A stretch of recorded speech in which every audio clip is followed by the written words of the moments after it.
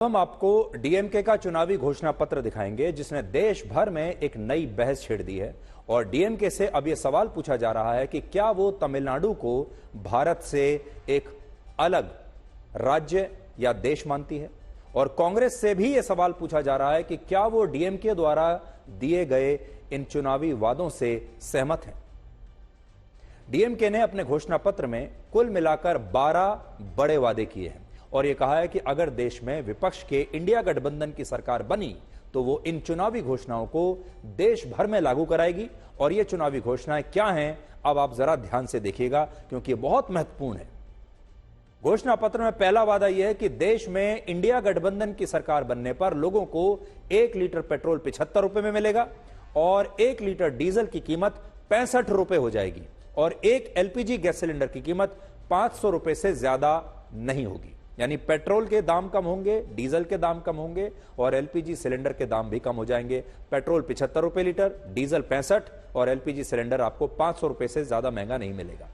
हालांकि डीएमके ने यहां यह नहीं बताया कि अगर वो लोगों के लिए पेट्रोल और डीजल की कीमतें कम करना चाहती ही है तो फिर तमिलनाडु में अभी तक 1 लीटर पेट्रोल 100 रुपए 73 पैसे का क्यों मिल रहा है और 1 लीटर डीजल 93 रुपए 34 पैसे का क्यों मिल रहा है।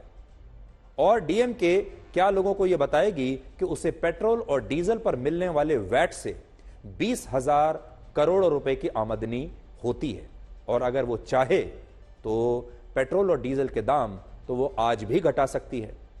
चाहती पिछले महीने घटा सकती थी, पिछले साल घटा सकती थी। जब से उनकी सरकार है वो जब चाहे पेट्रोल और डीजल के दाम घटा सकते थे, लेकिन क्योंकि उन्हें ज्यादा पैसा कमाना है टैक्स के रूप में, इसलिए उन्होंने अपने राज्य में जो दाम है वो बहुत ऊपर करके रखे हुए हैं। हम एक तुलना आगे चलकर आपको बताएंगे, दिखाएंगे कि तमिलनाडु में इस समय पेट्रोल डीजल के क्या दाम हैं और दूसरे राज्यों में क्या है।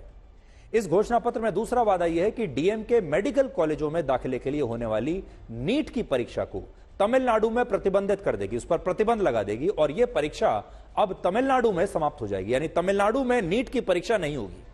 तीसरा वादा यह कि डीएमके इंडिया गठबंधन की सरकार में सीएए कानून को भी समाप्त कर देगी। हालांकि यहां एक विरोधाभास यह है कि एक तरफ डीएमके सीएए को समाप्त करने का वादा कर रही है, दूसरी तरफ इसी घोषणा पत्र में लिखा है कि डीएमके श्रीलंका से आए तमिल समुदाय के लोगों को भारत में नागरिकता देगी। तो सीएए समाप्त हो जाएगा और जो तमिल शरणार्थी हैं जो श्रीलंका से आने वाले हैं उन्हें डीएमके की सरकार सिटीजनशिप दे देगी। चौथा वादा यह कि इंडिया गठबंधन की सरकार में डीएमके उस राष्ट्रीय शिक्षा नीति को समाप्त कराने के लिए प्रतिबद्ध होगी जिसे मोदी सरकार ने लागू किया है। पांचवा वादा यह कि देश भर में महिलाओं को हर महीने 1,000 रुपए की आर्थिक मदद दी जाएगी। हर महीने महिलाओं को 1,000 रुपए मिलेगा। छठा वादा यह कि महिलाओं के लिए 33% आरक्षण की व्यवस्था लागू होगी। सातवां वादा, चेन्नई में सुप्रीम कोर्ट की एक नई शाखा स्थापित की जाएगी। तो यह पहली बार होगा कि सुप्रीम कोर्ट की एक शाखा चेन्नई में शुरू होगी। सुप्रीम कोर्ट से पूछा भी नहीं अभी। आठवां वादा यह कि तमिलनाडु में केंद्र सरकार के दफ्तरों में तमिल भाषा का इस्तेमाल होगा। नौवां वादा, इंडिया गठबंधन की सरकार में डीएमके के सहयोग से सभी नेशनल हाईवेज पर टोल सिस्टम समाप्त कर दिया जाएगा। 10वां वादा यह कि पुडुचेरी को पूर्ण राज्य का दर्जा मिलेगा और 11वां वादा यह कि तमिल भाषा की प्राचीन काव्य रचना जिसे हम तिरुकुरल कहते हैं उसे राष्ट्रीय पुस्तक का दर्जा मिलेगा।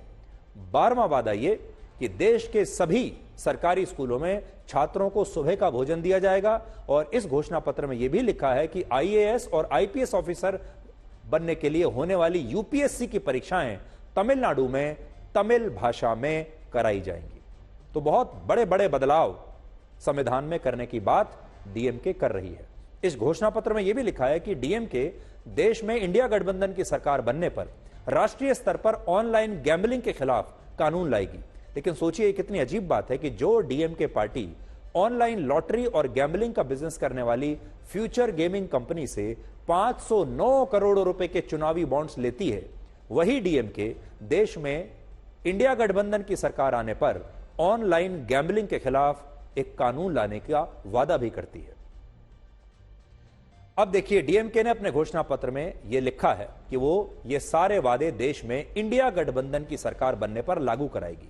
और इंडिया गठबंधन की सबसे बड़ी कोई और नहीं बल्कि जो सबसे बड़ी पार्टी है वो कोई और नहीं बल्कि कांग्रेस पार्टी है। और इसीलिए अब कांग्रेस को यह स्पष्ट करना चाहिए कि वो अपने सहयोगी दल डीएमके के चुनावी घोषणा पत्र से सहमत है या नहीं। कांग्रेस को यह बात तो बतानी ही पड़ेगी कि जो कुछ डीएमके ने लिखा है इंडिया गठबंधन की सरकार बनने के नाम पर, क्या कांग्रेस उससे सहमत है? क्या कांग्रेस ये सब काम करने के लिए तैयार होगी? और इंडिया गठबंधन में जो बाकी के सहयोगी दल हैं उन्हें भी ये स्पष्ट करना होगा कि क्या वो डीएमके की इस विचारधारा से उसके साथ सहमत हैं या नहीं। ये बात हम इसलिए भी कह रहे हैं क्योंकि डीएमके तमिलनाडु की एक क्षेत्रीय पार्टी है और लोकसभा की वहां कुल मिलाकर 39 सीटें हैं। पिछली बार 39 में से सबसे ज्यादा 21 सीटें डीएमके ने जीती थी। और सोचिए, अगर इस बार डीएमके को इससे भी ज्यादा सीटें मिल गईं तो डीएमके इंडिया गठबंधन के लिए बहुत जरूरी पार्टी बन जाएगी। और जब वो गठबंधन के लिए एक जरूरी पार्टी होगी जिसके बिना सरकार बन ना पाए, इतनी जरूरी, तो सोचिए उसके लिए इन चुनावी वादों को देश में लागू करवाना कितना आसान हो जाएगा। You have the 64-page manifesto here. It seems more like the manifesto for across India than Tamil Nadu. Because it's an election for across India, it is a parliamentary election, so that is why we focus more on national issues. कब चुनाव आता है हमेशा भाषा विषय पकड़ करके vote इकट्ठा करने के लिए डीएमके हमेशा कोशिश करता है, अभी भी ऐसा कोशिश कर रहा है। दूसरा, उसको मैनिफेस्टो में संविधान का बदलाव का विषय जोड़ा है, वो गंभीर से देखने का जरूरत है।